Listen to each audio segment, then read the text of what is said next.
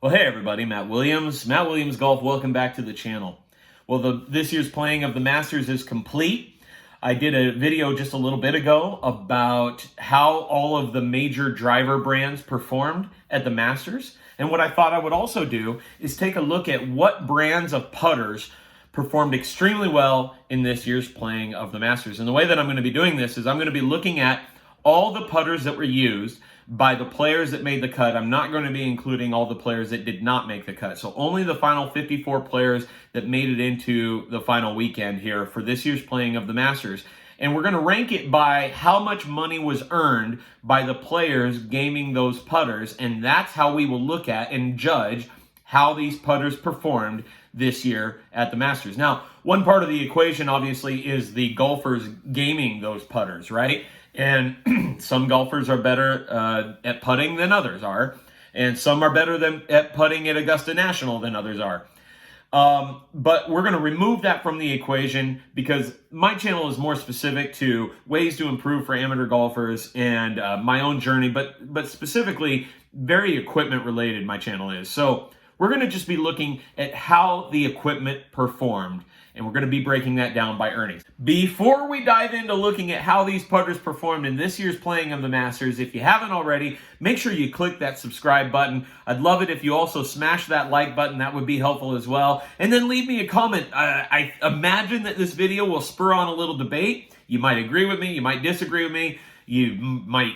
whatever, I don't know, but whatever you think and whatever your thoughts are, maybe even if anything, just comment on this video and tell me what putters you're using and currently gaming in your bag. I would love to hear that as well. So subscribe, hit the like button, leave me a comment. Without further ado, let's dive into really looking at how this putters performed here. Now, I've got a number of slides here for you.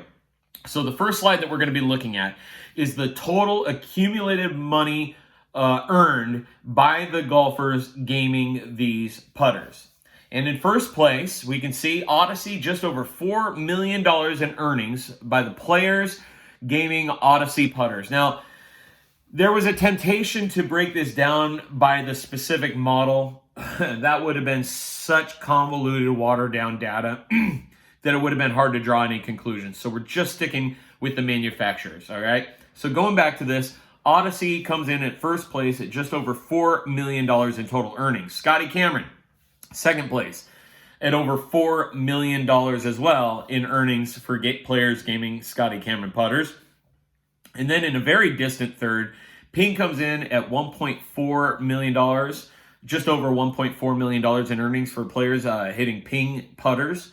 TaylorMade comes in fourth at $650,000, call it $651,000 for TaylorMade putters.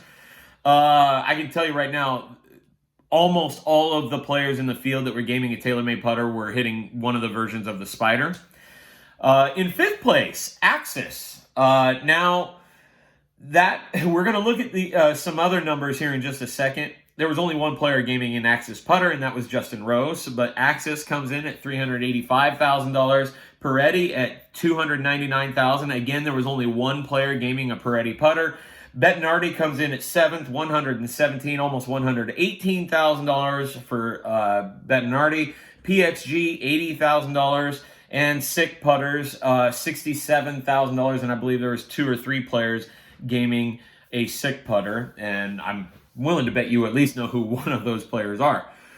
Now, total earnings is a fine number to look at. That's not where my emphasis is going to lie. My emphasis is going to lie on the next 2 slides that I have for you, and that is the average earnings per player. I think that's a much better way to look at this is because when you look at the total earnings, well, if Odyssey had an overwhelming majority of players gaming an Odyssey putter, well, that skews that a little bit. So we're going to go off of average earnings per player. Now, the next slide that I have for you is let's look at the number of golfers in the field gaming these putters. And in number 1, as I thought, Odyssey was the number 1 gamed putter in this year's playing of the Masters, with 16 of the final 54 players using a Odyssey putter.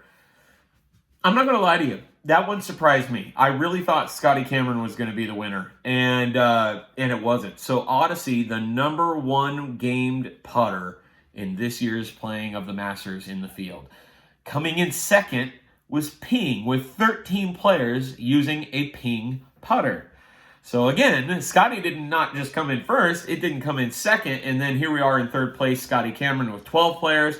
Only 4 players in the field. Again, you know, if you watch my video on the driver analysis for this year's playing of the Masters, I had some interesting things to say about TaylorMade.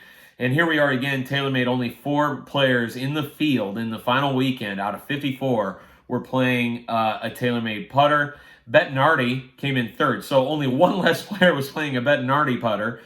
2 players gaming a SICK putter, and then 1 for Axis, 1 for Peretti, 1 for PXG. The Peretti was Tony Finau, the Axis was Justin Rose, and the PXG putter, I actually forget who that was. That was Charles Schwartzel is who that was.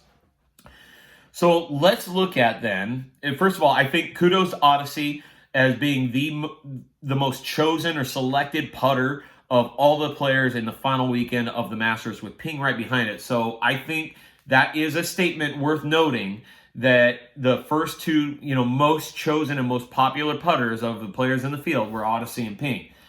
Now, when we go down to how they performed, I'm gonna show you 2 slides here. This is the average earnings per player when we look at every putter that was in the field and out on the golf course in the final weekend of this year's playing of the Masters. Axis, and it says 1 player, and I already mentioned that was Justin Rose, 385, 250. Scotty Cameron in second, 334, call it 335. Peretti, again, only 1 player, that was Finau, 299. Odyssey in fourth at 252. TaylorMade, 162, 163,000. Ping, 109. PXG, only 1 player, 79. Bettinardi, 39. And SICK, 33. So that's fine, and I think it's worth looking at. There's certainly some value to this. But I think when only 1 or 2, you know, particularly when 1 player is gaming it, and if that player does well, then all of a sudden it looks like that putter did really well. When I don't think that's really fair to the brands that had, you know, 7, 10, 15 different players actually using it. So when I remove the brands that had only 1 player, that left 6 brands of putters, 6 manufacturers, putter manufacturers, if you will, that were out in the field on the final weekend of the Masters. Let's look at that. Scotty Cameron came in at 334, almost 335, and if you look at this, it blew away the field. They're very, very interesting, and I'll summarize that in a second. Odyssey came in second at 252,000.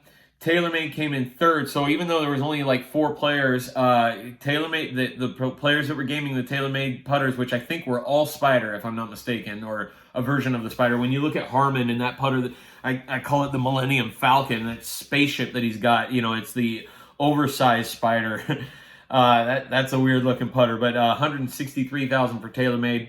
Ping, 109,528. Bettinardi, 39,000. SICK, 33. So these are all the brands that have more than 1 golfer in the field gaming that. And I think it gives us a little bit clearer picture of really how those manufacturers performed at this year's playing of the Masters, with Scotty Cameron leading the field by a significant margin. Now, in fairness, one thing that does skew that is the winner, Hideki Matsuyama, was gaming a Scotty Cameron putter. But, you know, we could play this game all day long, you know, in that regard. But so Odyssey was number 1 gamed putter, and it finished in second place in performance, if you will, average per player. Ping was the number 2 used putter, but it finished in 4th place. I draw a conclusion off of that. First of all, I think I look at this and say Scotty Cameron performed in this year's playing of the Masters. Scotty Cameron putters performed better than the other manufacturers in the field.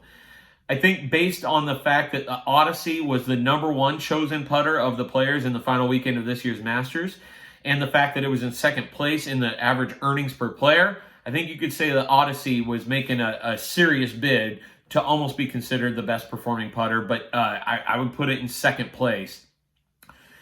Ping was the second most popular, but 4th most in earnings. And if you look at, you know, 6th most in earnings when you factored in even the putters that were only being gamed by 1 player.